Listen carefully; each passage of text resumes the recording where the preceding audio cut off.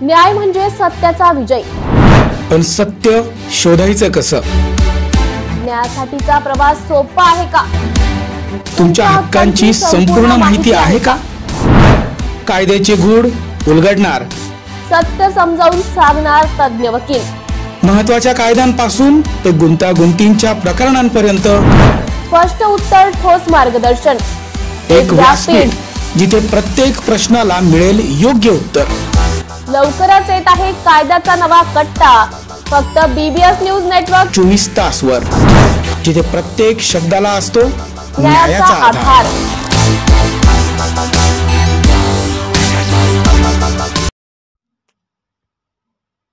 Bank of Maharashtra Vilholi शाखा येथे कायम सर्व्हर डाऊन होत असून बँकिंग वेळेत गेले तरी ग्राहकांना नाहक त्रास सहन करावा लागत आहे। येथील ब्रँच हेड अतिशय मुजोर असून उलट उत्तरे देऊन नेटवर्क प्रॉब्लेम आहे असे कारण सांगून आम्ही काय टॉवरवर चढून प्रॉब्लेम सॉल्व्ह करू काय अशी बतावणी करताय। सदर अधिकारी अतिशय मुजोर असून त्यांच्यावर कारवाई होणे अपेक्षित आहे। गेले 3 तासांपासून ग्राहक लाईनमध्ये उभे आहेत। राष्ट्रीयकृत बँक ऑफ महाराष्ट्राची अधिकाऱ्यांची मुजोरी कधी थांबेल का? बँक ऑफ महाराष्ट्र विल्होळी शाखेचे कर्मचाऱ्यांची व महिलेची दादागिरी, ग्राहकांची अरेरावी, त्यांच्यावर कारवाईची भाषा करतात। अधिकारी बँक कारवाई करेल का?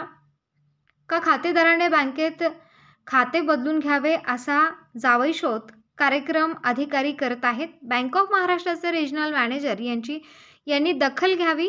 BBS न्यूज चॅनलचे संचालक भरत गोसावी त्यांची भेट घेणार व याबाबत काय कार्यवाही करणार याचा खुलासा पुढील अंकात।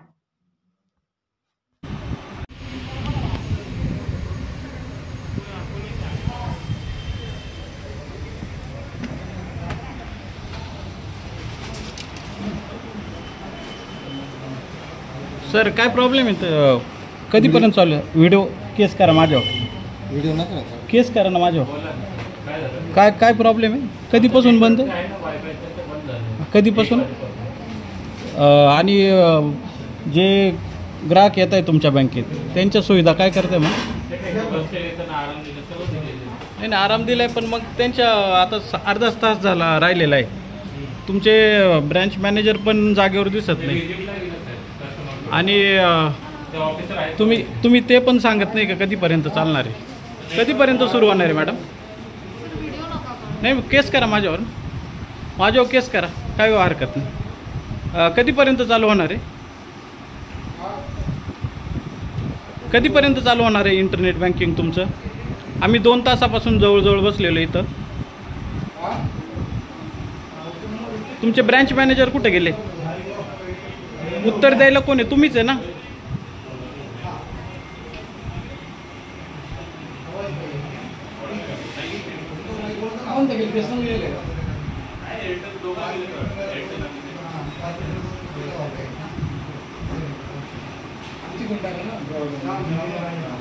तुमचं इंटरनेट बँकिंग बंद आहे, त्याचा फटका आम्हाला कशाला बसायला पाहिजे? आमची काय चुकी आहे त्याच्यात? आम्ही का बिअर करायचं? हा माझा व्हिडिओ काढा, आणि का बरं बंद आहे? 2 तासापासून आम्ही इथं का बसलोय? तुमचं इंटरनेट बँकिंग बंद आहे ते पण सांगा त्याच्यात। माझा व्हिडिओ काढा, काय हरकत नाही। सरकारी ऑफिस आहे आणि 2 तासापासून आम्ही बसलेलो आहे। 2 तासापासून तुमची इंटरनेट बँकिंग बंद आहे, त्याच्याशी आम्हाला काय जमेल की? काय जे नेटवर्क बंद आहे त्याच्याशी आम्हाला काहीच घेणं नाही। आम्ही का म्हणून आम्ही बिअर करायचं इथं? आणि तुमचे ब्रँच मॅनेजर नाही त्याच्यात तुम्ही माझा व्हिडिओ काढा, बिंदास काढा, काहीच हरकत नाही। आणि माझ्यावर केस पण करा, काही विषय नाही।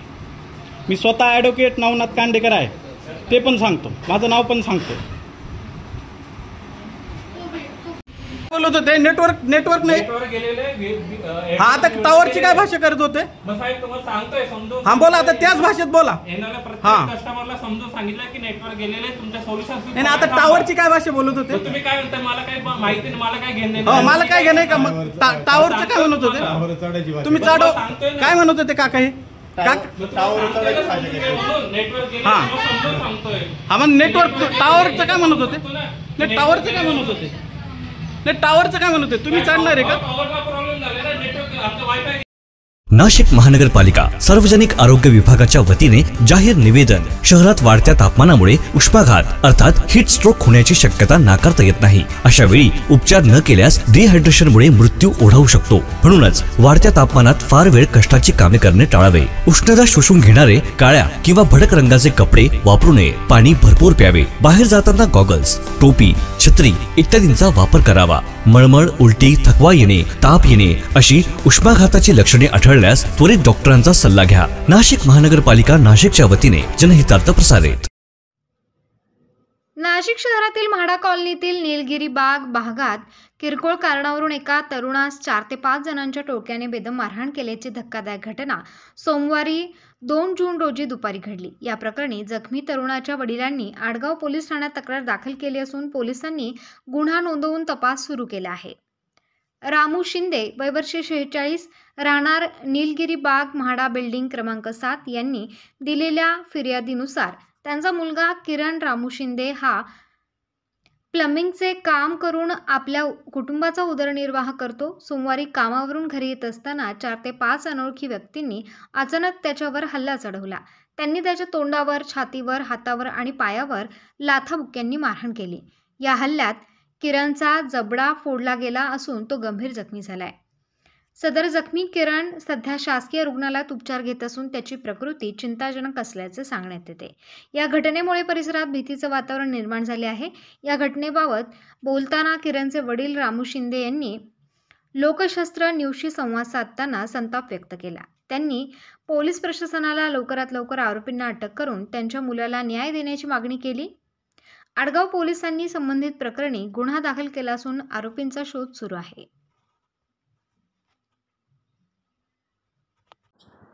काय नाव आहे काका तुमचं? माझं नाव आहे साहेब रामू पांडू शिंदे. काय प्रकार घडला? काय प्रकार असा घडला, माझ्या मुलाला फसवणूक झाली. माझ्या मुलगाने 8 वर्षे म्हणजे 8-9 महिने दारू सोडलेला होता आणि तो प्लंबिंगचं काम करत होता. आणि त्या ठिकाणी आम्ही परिवार के साथ आम्ही एका ठिकाणी कार्यक्रमाला गेलो. माळ साकुरा म्हणून गाव आहे निफाड तालुक्यात. त्या ठिकाणी गेले मला तर माझा मुलगा म्हणे का तुम्ही जा पुढे, मी काम करून मी तुमच्या इथं येऊन जातो.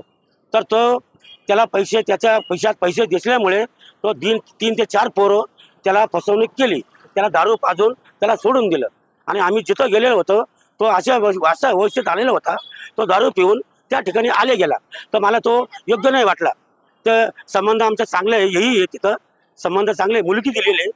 त्या ठिकाणी माझा मुलगा अशा अवस्थेत जर दिसला तर तो मला योग्य नाही वाटणार, म्हणून मी त्या ठिकाणी येऊन त्याला काढून दिलं. आणि त्यानंतर नाशिकला आल्यानंतर त्याला अजून दुप्पटने त्याला त्याच लोक त्याला भेटले गेले. त्याला भेटले गेल्यानंतर ते पैसे त्याच्याकडे होते 15,000 रुपये होते. आणि त्या 15,000 रुपयामधून त्याला दारू पाच, त्याला हे पाच, आणि त्याच लोकांनी भानगडी करून आणि त्याला हाणमार चालू केली. आणि त्या लोकांच्या, त्या पोरांच्या नातेवाईकांनी, त्या महिला बी आणि त्यांचे काका लोक त्यांना अशी हाणमार केली का तो जबडा तोड, दाढ तोड, म्हणजे त्याला नाका तोंडात रक्त असे जसं बकरं कापतात त्या ठिकाणी त्याच्या तोंडातून रक्त असे फळत होते. आणि मला विनंती अशी, त्या अशी सजा द्या.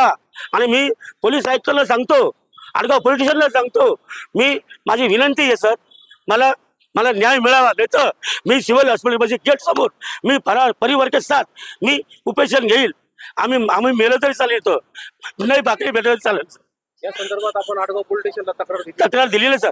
त्यांनी घेतलेली पण आहे, नोंद घेतली. ते म्हणे फक्त नाव सांगा, नाव दिली. पण आता त्यांचाही काही दोष नाहीये, फक्त एकच आहे का फक्त इथून सर्टिफिकेट घेऊन जायचं आणि त्यांना अटॅक करायचंय.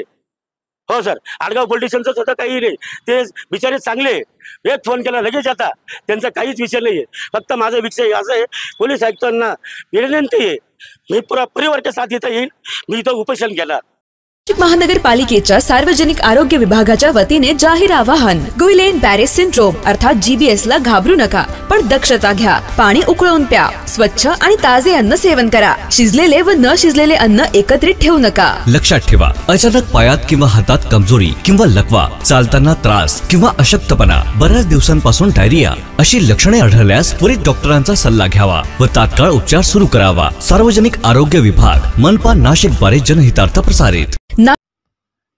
महाराष्ट्र राज्य उत्पादन शुल्कच्या पथक मुंबई यांना मिळालेल्या गुप्त माहितीच्या आधारे येवल्यात पिंपळगाव जलाल टोल नाका परिसरामध्ये टँकरच्या कप्प्यांमध्ये दुसऱ्या राज्यात विक्री होत असलेल्या मद्याची चोरी छुपे या पद्धतीने वाहतूक होत असून मुंबई पथकाने येवला पथकासह या ठिकाणी सापळा रचून टँकर ताब्यात घेतला। या टँकरच्या मध्ये परराज्यात विक्री होणारे देशी विदेशी मद्य असा एकूण 1,21,53,000 रुपयांचा मुद्देमाल जप्त करण्यात आलाय। पुढील तपास येवला उत्पादक शुल्क विभाग करत आहे। दरम्यान एका आरोपीला उत्पादन शुल्क विभागाने ताब्यात घेतले आहे। नाशिक महानगरपालिका सार्वजनिक आरोग्य विभागाच्या वतीने जाहीर निवेदन। शहरात वाढत्या तापमानामुळे उष्माघात अर्थात हीट स्ट्रोक होण्याची शक्यता नाकारता येत नाही। अशा वेळी उपचार न केल्यास डिहायड्रेशनमुळे मृत्यू ओढावू शकतो। म्हणूनच वाढत्या तापमानात फार वेळ कष्टाची कामे करणे टाळावे। उष्णता शोषून घेणारे काळ्या किंवा भडक रंगाचे कपडे वापरू नये। पाणी भरपूर प्यावे। बाहेर जाताना गॉगल्स, टोपी, छत्री इत्यादींचा वापर करावा। मळमळ, उलटी, थकवा येणे, ताप येणे अशी उष्माघाताची लक्षणे आढळल्यास त्वरित डॉक्टरांचा सल्ला घ्या। नाशिक महानगरपालिका नाशिकच्या वतीने जनहितार्थ प्रसारित। बिबट्याच्या हल्ल्यात 5 वर्षाच्या मुलाचा मृत्यू झाला असून ही घटना दिंडोरी शहरालगत असलेल्या जाधव वस्ती येथे रात्री 9 ते 9:30 वाजेच्या सुमारास घडली। रुद्र अमोल जाधव वय वर्ष 4 असे मृत बालकाचे नाव आहे। याबाबत माहिती अशी की रात्री 9:30 वाजेच्या सुमारास रुद्रला घेऊन त्याचे आजोबा हाताला धरून घराकडे निघालेले होते। यावेळी परिसरात दबा धरून बसलेल्या बिबट्याने अचानक हल्ला करून आजोबांच्या हातातील चिमुरडा ओढून नेला। आजोबांनी आरडाओरड केल्यानंतर परिसरातील नागरिकांनी धावपळ करत मुलाची बिबट्याच्या तावडीतून सुटका केली। जखमी अवस्थेत मुलाला दिंडोरी रुग्णालयात दाखल करण्यात आले, मात्र तेथे डॉक्टरांनी मुलाचा मृत्यू झाल्याचे घोषित केले। बिबट्याने डोळ्यांदेखत नातवाला ओढून नेल्याने आणि 1 महिन्याच्या अंतराने बिबट्याने दुसरा बळी घेतल्याने याविरोधात संतप्त झालेल्या नातलग आणि ग्रामस्थांनी दिंडोरी रुग्णालय परिसरात चक्काजाम तसेच वनविभागाच्या कार्यालयाजवळ ठिय्या आंदोलन केले। घटना घडूनही पोलीस हजर नसल्याने यावेळी नागरिकांनी संतप्त प्रतिक्रिया व्यक्त केली। बिबट्याच्या हल्ल्याच्या घटनात वाढ झाल्याने तसेच बिबट्या मानवी हल्ले करत असल्याने वनविभागाने तात्काळ बिबट्या जेरबंद करावा अशी मागणी नागरिकांनी केली आहे।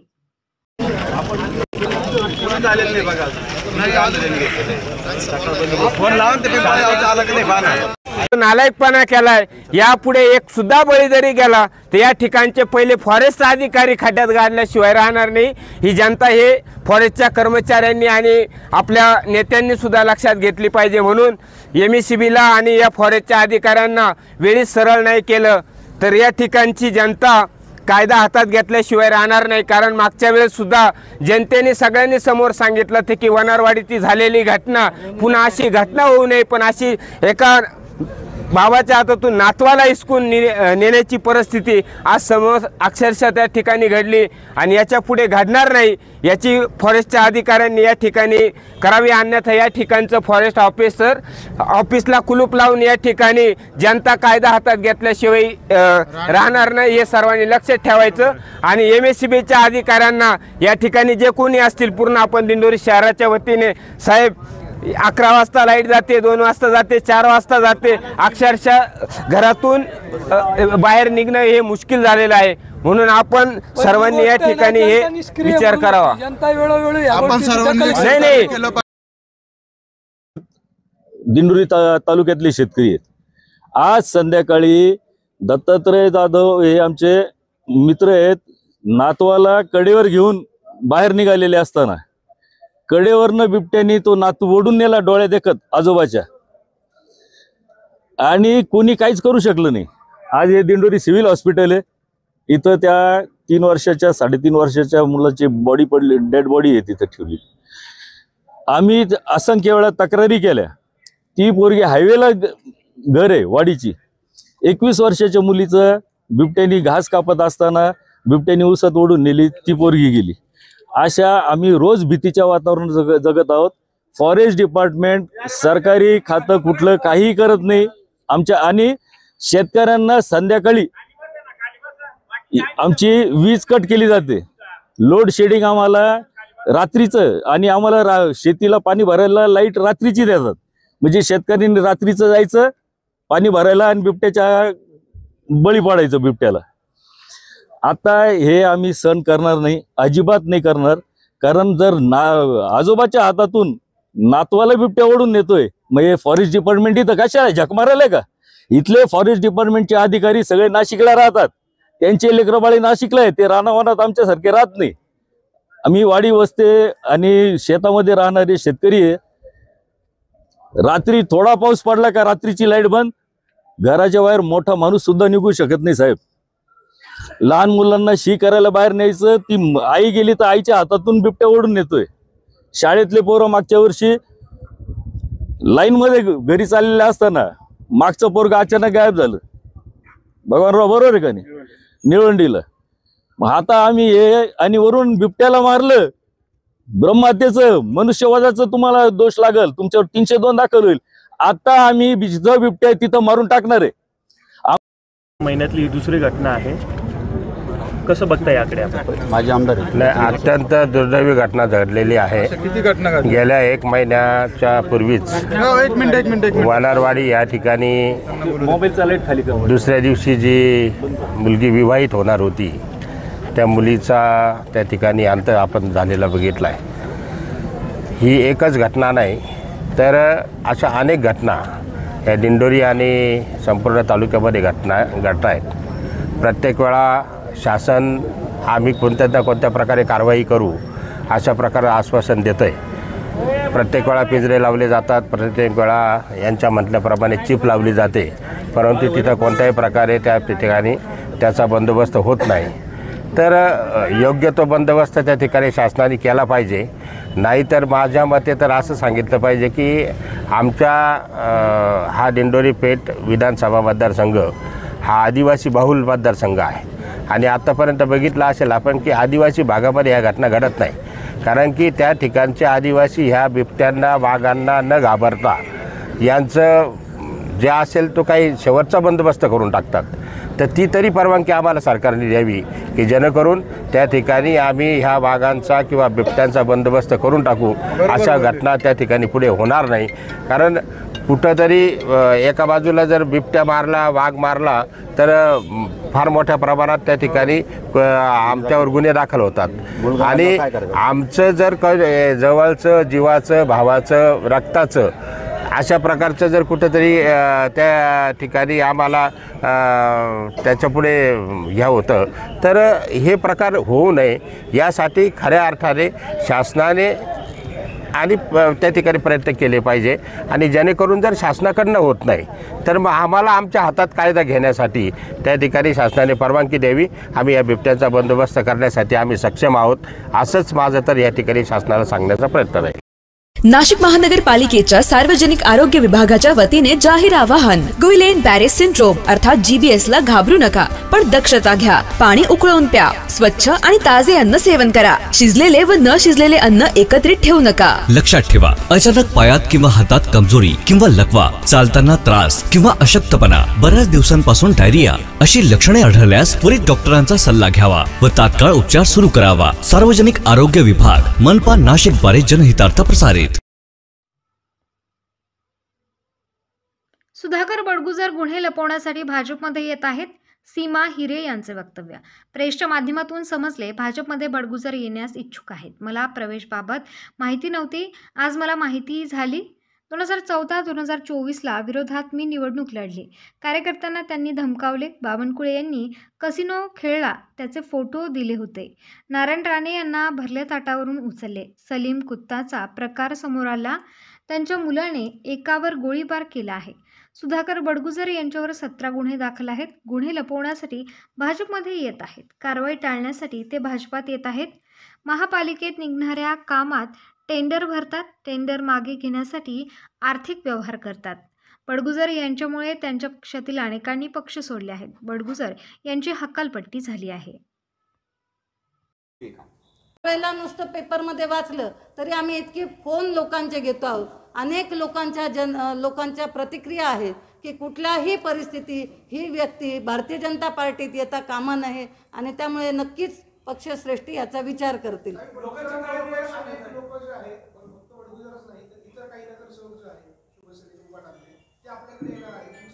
बडगुजरांना असणार आहे की विलास शिंदे किंवा इतर काही नगरसेवकांची चर्चा आहे. असं आहे की आत्तापर्यंत नाव हे फक्त बडगुजरांचं समोर आलेलं आहे. अजून कोणते लोकप्रतिनिधी येतात, कोणते कार्यकर्ते येतात, यांचं कुठलंही नाव हे आपल्या समोर आत्तापर्यंत आलेलं नाही. त्यामुळे जे नाव आले ते आम्ही सांगतो आणि त्यातही मी स्वतः 2दा त्यांच्या विरोधात उमेदवारी निवडून आलेली असल्यामुळे विधानसभेत, त्यामुळे मी स्वतः आणि आमच्या पूर्ण शहरातले सगळ्यांचा याला विरोध आहे. ही जी नाराजी आहे आपण ही नाराजी वरिष्ठांकडे कळवली आहे का? वरिष्ठांपर्यंत नाराजी ही कळवलेली आहे आणि आताही आपल्या माध्यमातून त्यांच्यापर्यंत पोहोचणारच आहे. या सगळ्या दरम्यान बडगुजर यांना पक्षात घेण्यासाठी कोण आग्रही दिसतंय, आपल्याला काय वाटतं या सगळ्या संदर्भात? मी आताच सांगितलं की सुधाकर बडगुजर यांनी अनेक गुन्हे केलेले आहेत. याचाच आतापर्यंत मी अनेक गोष्टी सांगितल्या, परंतु ज्या वेळेला निवडणूक होती त्यावेळेला अत्यंत खालच्या थराला जाऊन आमच्या नेत्यांचा त्यांनी प्रचार केला.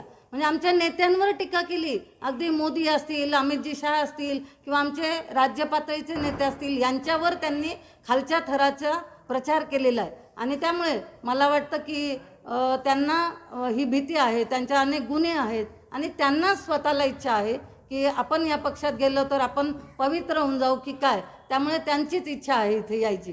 किंवा कोण भरीस घालतं किंवा कोण करतंय याची मला कुठली कल्पना नाही. आपण म्हणतात की तुमच्यासह सर्व शहराच्या पदाधिकाऱ्यांचा विरोध आहे, मग त्यांना पायघड्या नेमकं कोण झाले? ते थेट मुख्यमंत्र्यांची जाऊन भेट घेत आहेत, त्यांचं ते वैयक्तिक कामगारांविषयी निवेदन होतं. ते महापालिकेत म्युन्सिपल कर्मचारी सेनेचे अध्यक्ष आहेत, त्यांचे काही प्रश्न घेऊन ते तिथे गेलेले होते. प्रसार माध्यमांच्या माध्यमातूनच मला सांगितलं. मी अजूनही सांगते की आपल्या माध्यमातून हे आत्तापर्यंत आलेलं आहे की ते प्रवेश करतायत. पक्षामध्ये कुठलीही चर्चा नाही, बैठकीत कुठलाही विषय नाही किंवा वरिष्ठांनी आम्हाला कोणीही सांगितलेलं नाही. तुम्ही आता म्हणाल की गुन्हे लपवण्यासाठी भाजपमध्ये येताय, भाजपमध्ये प्रवेश दिले जातात का की गुन्हे लपवावे? हे पहा कसं असतं की आमच्या वरचे वरिष्ठ जे नेते असतात ते आमचा पूर्ण हे निर्णय घेत असतात. त्यामुळे वरिष्ठ पातळीवरचे जे निर्णय आहेत ते आमच्या वरचे लोक घेतील. ओके ताई,